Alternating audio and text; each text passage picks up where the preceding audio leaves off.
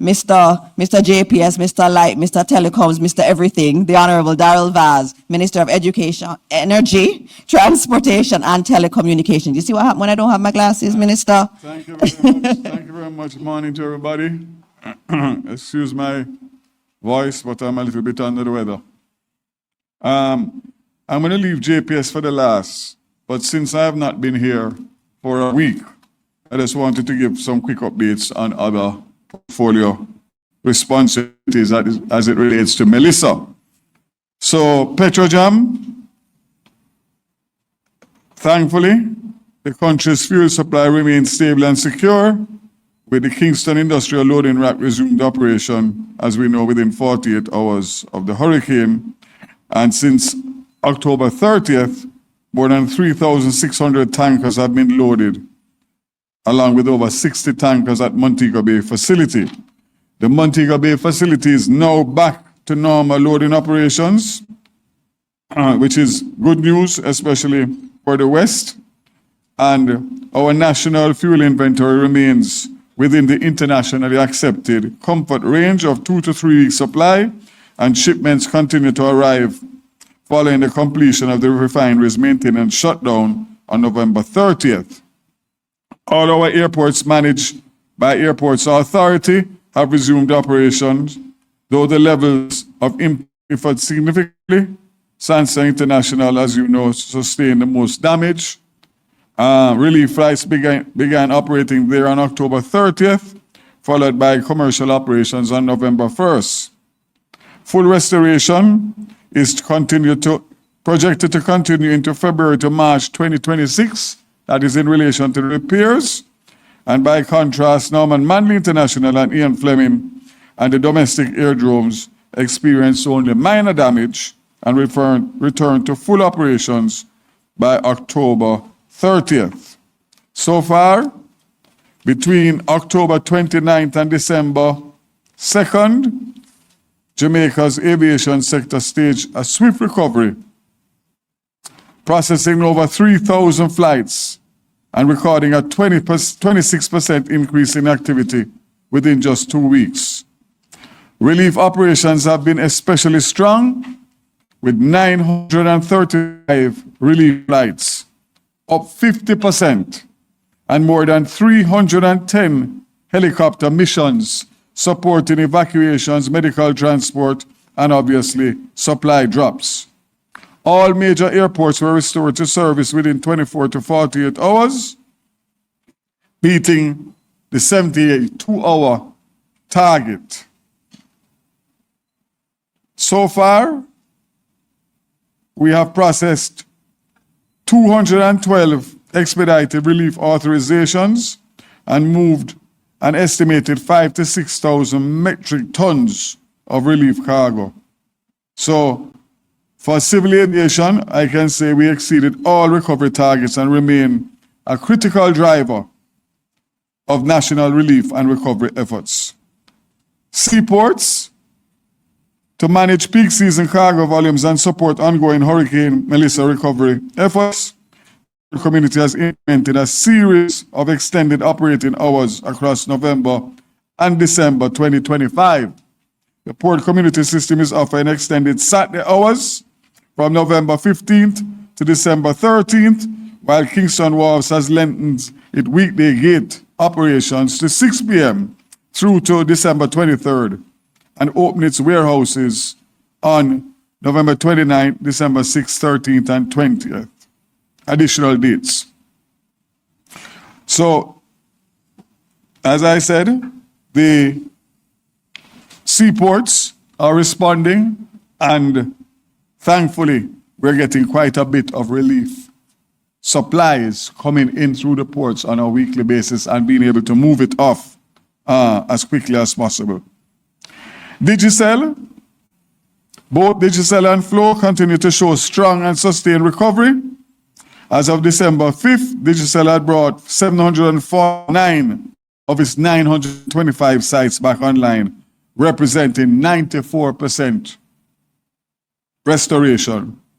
About 81% of the mobile network is now functioning, supported by a combination of commercial power generator, satellite technology, wherever infrastructure was heavily damaged. On the fixed side, Digicel fiber network has shown robust recovery in many parishes, Kingston, St. Catherine, and Manchester, with more challenging conditions in St. Anne, Westmoreland, and St. James. Companies continue to work to improve the service.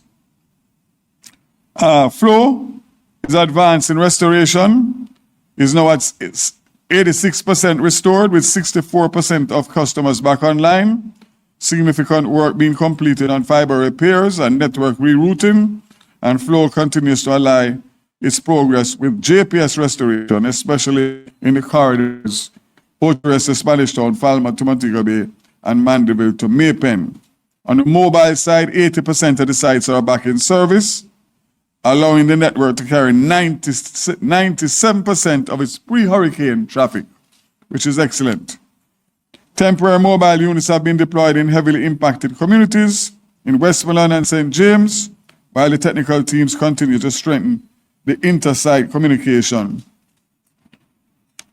One last thing before I move on to the big topic, which is the restoration, and that is projects and additional support through the National Energy Poverty Reduction Project.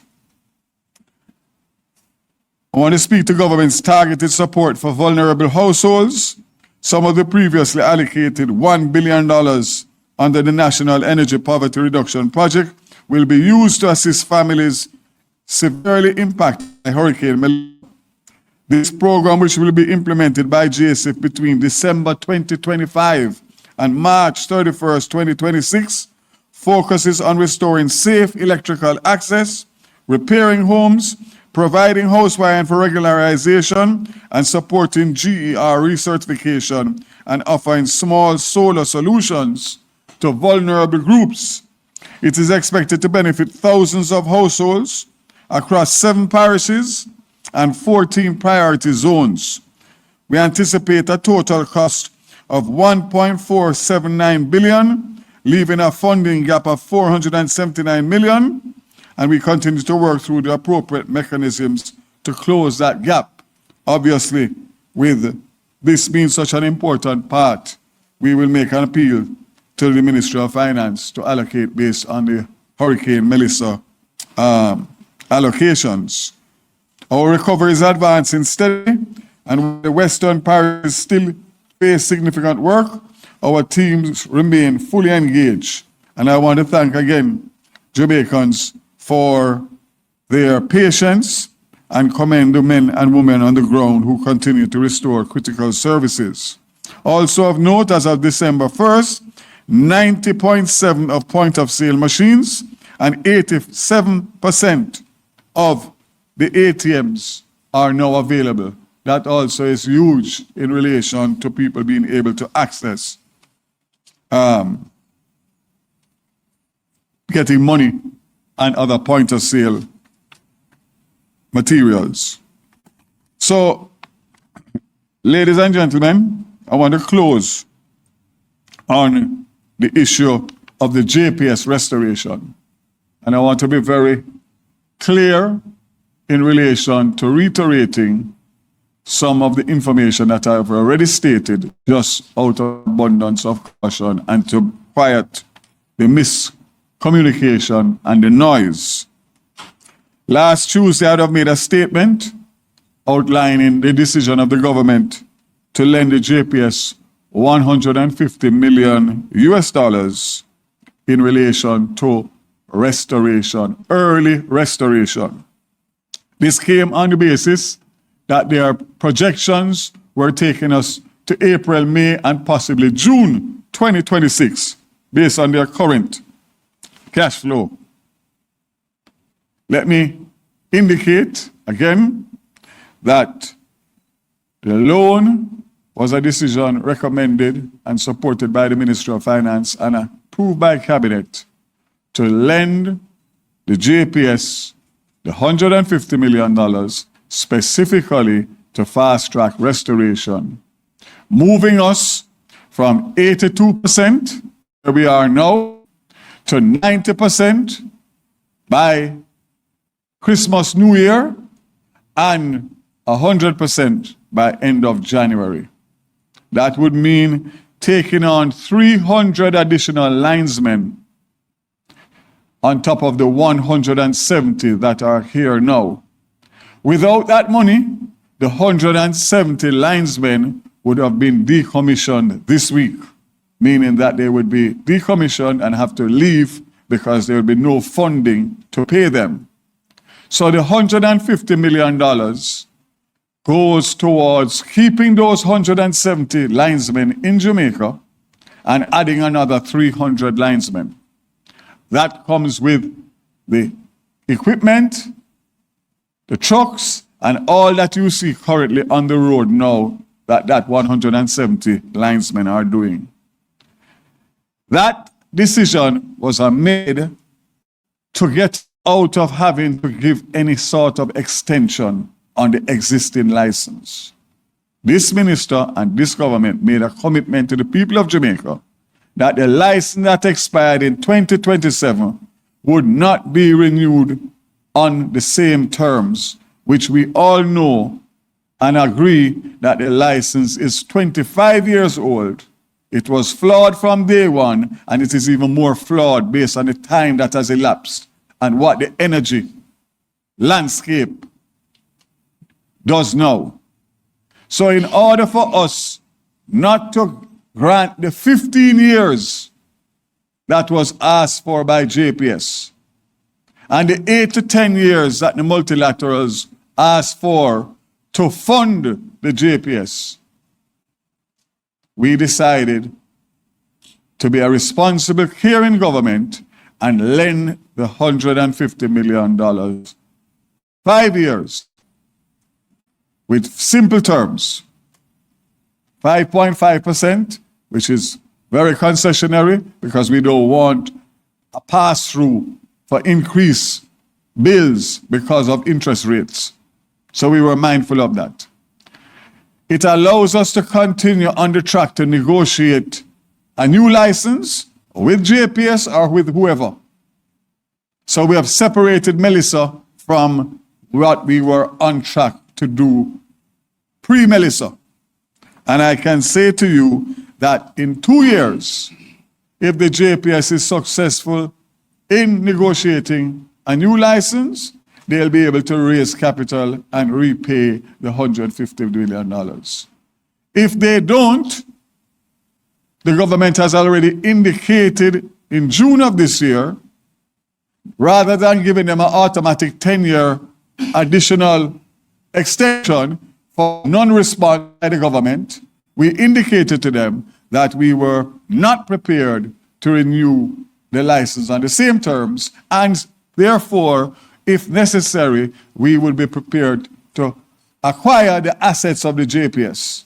So our $150 million is secured either way. I just don't get what all of this noise and confusion is about. Jamaica, the simple thing would be a decision that will be taken on your behalf. Grant a 15-year extension and continue to suffer under the current license for 15 more years, or lend JPS $150 million. Take the argument of extension out and proceed to restore electricity in the shortest possible time. I don't get it. Anyway, it's very clear. Last week, Tuesday in Parliament, after I spoke, the questions kept coming, and there was a definitive opposition by the opposition of releasing $150 million without knowing where the balance of money was coming from. So let me speak to that very clearly. The original estimate was $480 to $600 million. It has been revised down to $350 to $400 million. The $150 billion that we are lending them was not picked out of a hat. They told us they needed $75 million a month for 2 months to bring us full restoration. So yesterday in Parliament again, the noise and the mischief about the fact that the $150 million is not enough, and where is the other 200 or 250 million coming from? That's not a discussion that we have had with the JPS.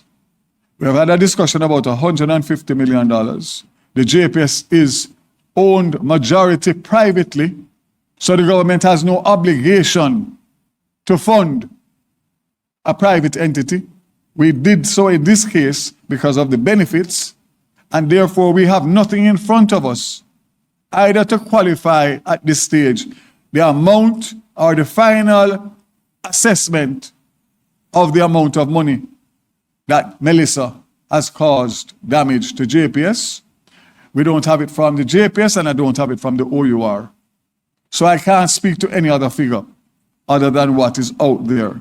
Secondly, there's no proposal in front of us for any additional money outside of the $150 million. So I want to make that very, very clear. Also, the $50 million through the Emergency Disaster Fund, that is a separate disbursement by the OUR, which is entitled to JPS in a disaster once they can quantify and qualify and justify their claim. So I wanted to make that also very clear. I want to also say that the rationale and benefits to the people in the affected parishes and wider Jamaica are very straightforward. 4 months on top of 1 month already without electricity. 4 more months, meaning 5 to possibly 6 months, is unbearable for the people, and it is absolutely unacceptable for our government in a recovery mode. The fast-track recovery and the rebuild process is critical. It affects government and business revenues, JPS's revenue, to enhance their financing ability to continue the work that needs to be done after restoration. It restores jobs, creates new jobs and business opportunities in the most affected areas and across Jamaica. So again, I'm still not quite understanding what the discussion is about in relation to the benefits of $150 million US dollars, 23 billion Jamaican dollars, out of the $6.7 billion that Jamaica will have access to. This is a wise business decision, a wise government decision, and it's a responsible decision that will not back away from. And I want to indicate, I as minister, if I had to do it, I would do it every day and twice on Sundays. So I take full responsibility, and I have no apologies, and I have no explanation, because the people who are suffering get it.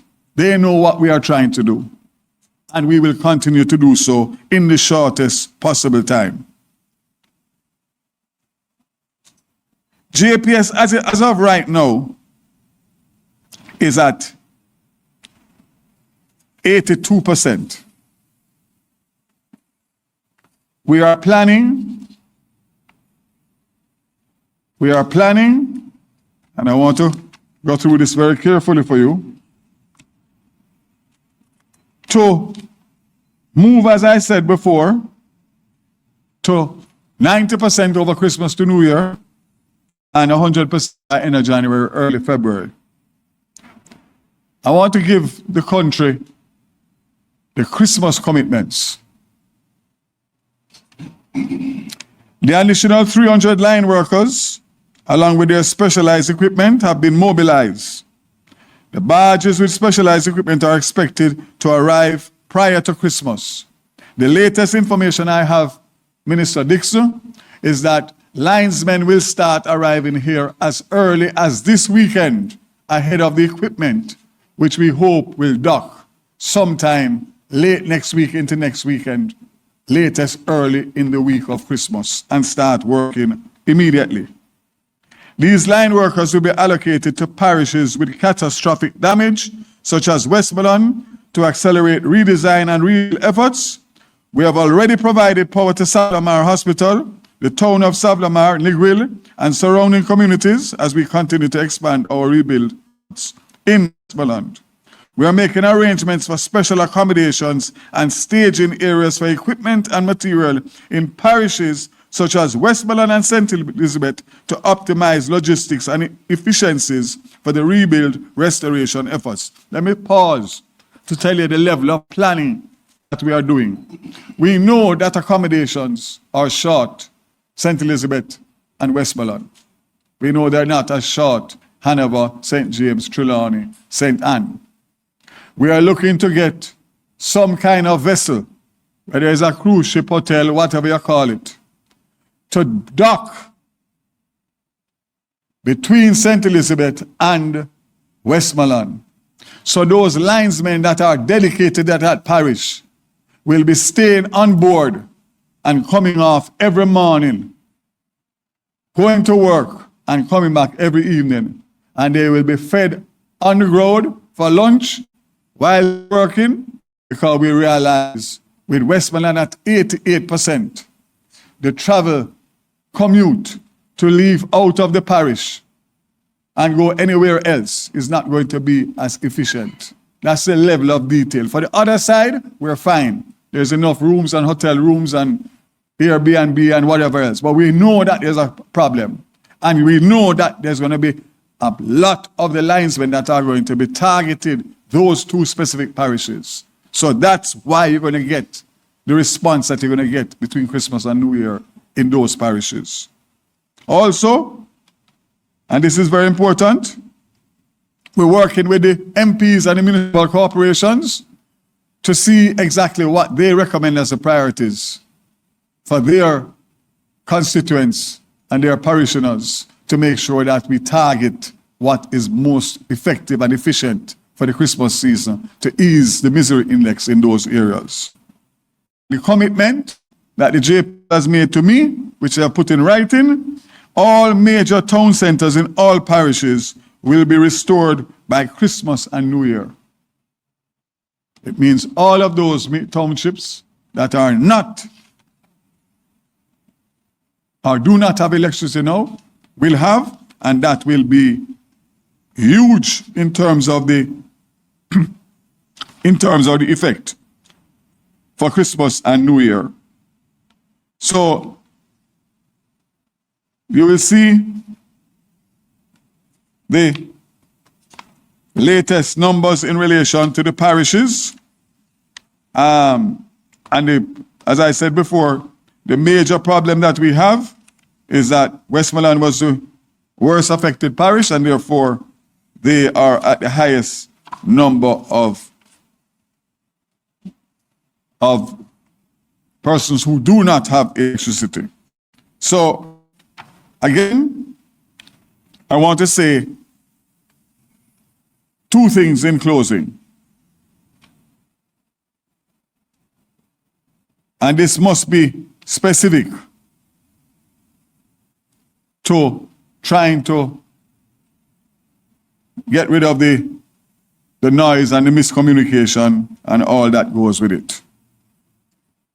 For every time that somebody thinks or criticizes the government for steps that we are taking, I want those of us who have a comfortable bed to sleep in, some of us with air conditioning, TV, phone service, cable and internet, food in our cupboard and fridges, a business or a job and a salary, a place to go for a drink to get rid of the stress. There are tens of thousands who don't, and their only wish now would be for a tarpaulin to cover them from rain and sun, and a bottle of water to quench their thirst, and maybe a diaper for their young child. We as a government, we feel your pain And this is why we have given you the electricity plan that we have given you today. I hear or see two specific MPs in Westmoreland who came to, one went on social media and hit out against the JPS loan, and one in Parliament yesterday who grilled the Minister of Finance about the prudence of this. Yet still, one of them on social media up to recently was crying crocodile tears in one and then fighting against it. I want to leave this with you. As usual, I like to go to my Oxford dictionary.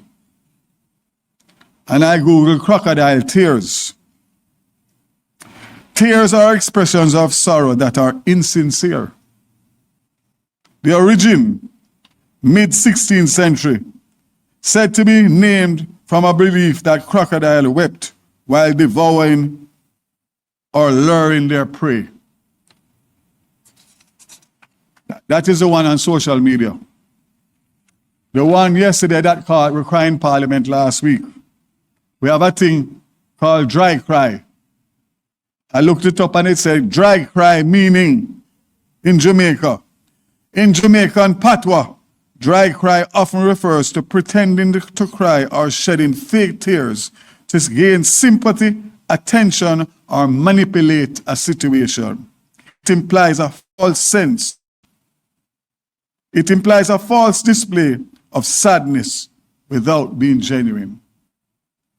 I leave that to the Jamaican people to judge and to say to you as I close, God always knows best. And that is why the Andronis JLP government was chosen to lead this recovery and rebuild process. That's why I'm Minister of Energy working with JPS on early restoration of remaining JPS customers without light. That will be able to do so in a matter of weeks.